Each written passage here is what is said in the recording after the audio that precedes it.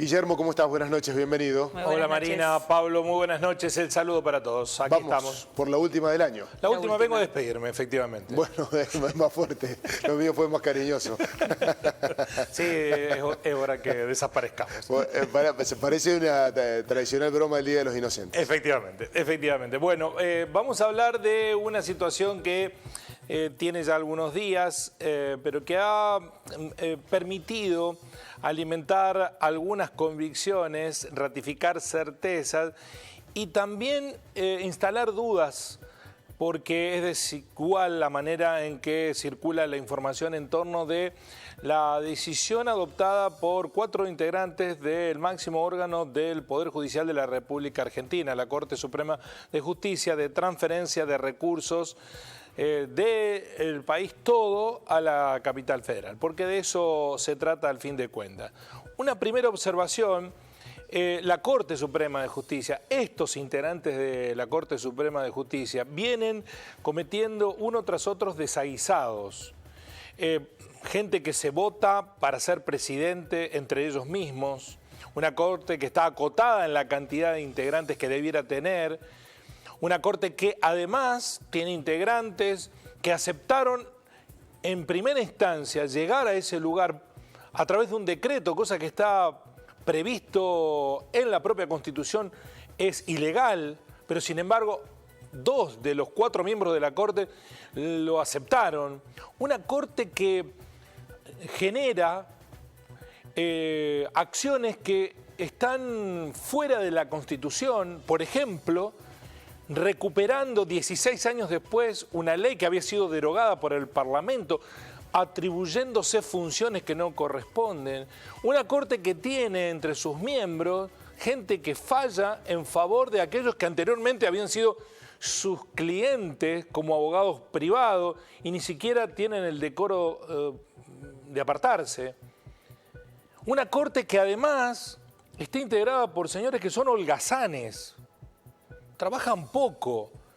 Esta apelación que había realizado el gobierno de la ciudad de Buenos Aires, una decisión adoptada por el gobierno de Alberto Fernández recién asumido, se toma 2 años después de que se presentó por parte del jefe de gobierno de la ciudad de Buenos Aires el reclamo judicial.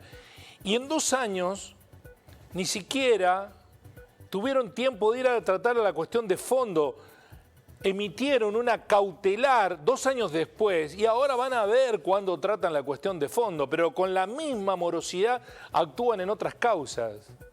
Ya lo hemos hablado, que estamos gobernados en cierto sentido por medidas que adopta la justicia. ¿Por qué hago este relato antes de pasar a comentar las cuestiones ligadas con la decisión de la Corte? Bueno, porque hay que poner en contexto quiénes son los que toman determinadas decisiones. La Corte Suprema de Justicia decidió darle más recursos a la ciudad de Buenos Aires, que es el distrito más rico de la República Argentina en términos de Producto Bruto Interno, es decir, cuánto ganan cada uno de sus habitantes. Vamos a repasar diferentes lecturas respecto a esta situación. La primera: ¿quiénes son los ganadores y perdedores del sistema de coparticipación federal? Por ejemplo, este es un dato compilado por el sitio Argentina en Datos. Pesos recibidos cada 100 aportados. Es decir, que la ciudad de Buenos Aires, cada 100 pesos que aporta, recibe 11. Neuquén, cada 100 que aporta, recibe 51. Chubut 67, Buenos Aires 73, Santa Cruz 88, Santa Fe 95, Mendoza 97. Córdoba está bastante empatado. Cada 100 pesos que aporta recibe 105. Quienes más reciben: Formosa, cada 100 pesos que aporta recibe 651. Después Chaco, Santiago del Estero, Jujuy, La Rioja, Corrientes. Bueno, ven ustedes, las provincias más pobres aportan menos y reciben más para que el Estado esté equilibrado desde el punto de vista de los recursos. Porque no tiene lógica que el sector más rico del país reciba más recursos. Y a este dato le falta la puesta en contexto. Buenos Aires aporta mucho, es cierto, y recibe poco en términos de esta cuestión, pero aporta mucho porque la mayoría de las sedes fiscales de las empresas del país están en Buenos Aires. Y además aporta mucho porque quienes habitan en ese lugar gastan mucho, entonces pagan muchos impuestos porque tienen la posibilidad de gastar. El que vive en Formosa no aporta tanto porque no puede gastar, porque no tiene recursos. Esta es una manera de ver. Esto ocurría antes de que la Corte tomara decisiones de transferencia excepcional de recursos. Vamos a ver el próximo cuadro que está ligado con la cantidad de recursos en miles de pesos que durante el año 2021 transfirió el gobierno nacional a las provincias. El más beneficiado en miles de pesos fue Tierra del Fuego, 256 mil millones de pesos, Catamarca 236, La Rioja 228, los que menos reciben la ciudad de Buenos Aires y la provincia de Buenos Aires, después Mendoza y después Córdoba. Volvemos a esto.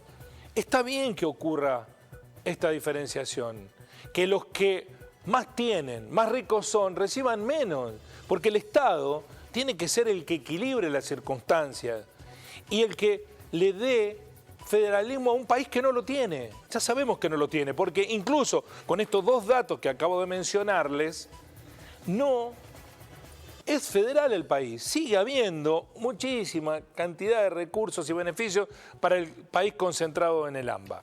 Vamos al tercer cuadro, que desde mi punto de vista es más justo en análisis. Vamos a analizar municipios, municipalidades. ¿Cuánta plata de presupuesto tienen las municipalidades? Y la cantidad en miles de pesos por habitante que ese presupuesto implica. Miren, la ciudad de Buenos Aires tiene un presupuesto para el año 2022 de 964.614 millones de pesos. Ese es el presupuesto de la ciudad de Buenos Aires. Dividido por la cantidad de habitantes que tiene Buenos Aires, a cada porteño le tocan 333.000 pesos de ese presupuesto. La ciudad de Córdoba, para este año, tiene un presupuesto de 106.989 millones de pesos. A cada cordobés le tocan 80.500 pesos según ese presupuesto. Es decir, que el presupuesto de la ciudad de Buenos Aires es 4 veces el que tiene la ciudad de Córdoba. Y, obvio está decir, que no es Buenos Aires 4 veces más grande que la ciudad de Córdoba. Pero vayamos a Santa Fe, que tiene 27.016 millones de pesos de presupuesto anual. A cada santafesino que habita en la ciudad de Santa Fe le tocan 69.100. 5 veces el presupuesto de la ciudad de Santa Fe. Respecto de Mendoza, Jujuy y Tucumán, el presupuesto de Buenos Aires es 7 veces más grande. Respecto de Santiago del Estero, de San Juan y el de Posadas, siempre estoy hablando de ciudades, es 8, 9 y 10 veces más grande. Y respecto de en las ciudades de San Luis y Salta, el presupuesto de la ciudad de Buenos Aires es 12 veces más grande. Es decir, que alguien que habita en la ciudad de Buenos Aires, que vive en Buenos Aires, hoy tiene de parte del gobierno la posibilidad de una inversión por persona anual de 333.000 pesos. Pero quien vive en San Luis tiene disponible de inversión solamente 29.400 pesos. ¿Qué tiene de distinto alguien que vive en San Luis, en Salta, que alguien que vive en Buenos Aires? ¿Qué cantidad de actividades o mejoras de prestaciones pueden generarse cuando un ciudadano de una urbe del país que no es Buenos Aires recibe mucho menos recursos que los que recibe quien habita en la ciudad de Buenos Aires? La lógica es que en un país federal, el que le toca vivir en Buenos Aires tiene mayor cantidad de recursos disponibles en términos presupuestarios que el que le toca vivir en San Luis, o el que eligió vivir en San Luis, o en Salta, o en cualquiera otra de las ciudades que acabamos de mencionar.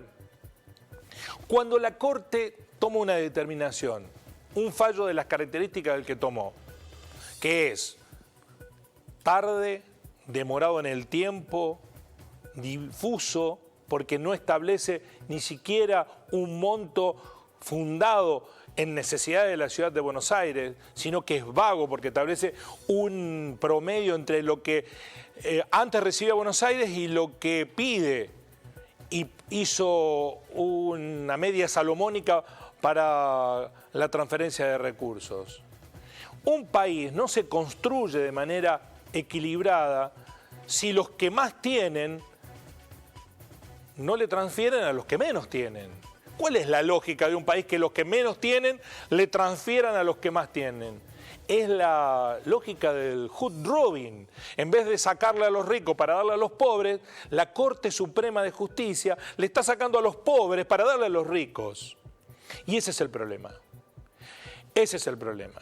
El Poder Judicial no es un poder abstracto que no tiene la miseria de encontrarse en el día a día con el entorno donde vive.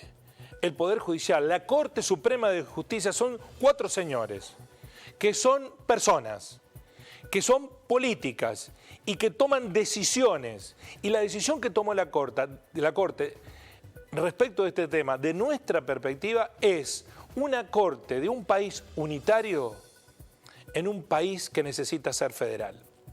Así son las cosas. Gracias, Guillermo, muy amable. A ustedes, buenas Muchísimas vacaciones gracias. para cuando les toque.